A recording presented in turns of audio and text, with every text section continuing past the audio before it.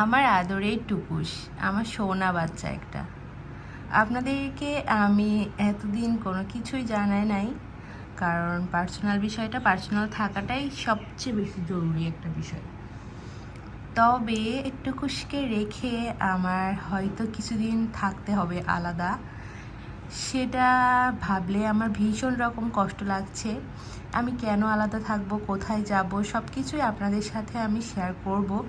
যেহেতু আপনারা আমার রেগুলার ভিউয়ার্স, আমার একটা ইউটিউব চ্যানেল আছে, আপনারা সব সময় আমাকে কমেন্ট করেন, আপনারা বিভিন্ন প্রশ্ন করেন। হয়তো আমি কমেন্টেও রিপ্লাই দিতে পারবো না, কয়েকদিন ভিডিও দিতে পারবো না। তো কেন দিতে পারবো না কি, সে বিষয়ে আমি আপনাদেরকে জানিয়ে দিব ইনশাল্লাহ।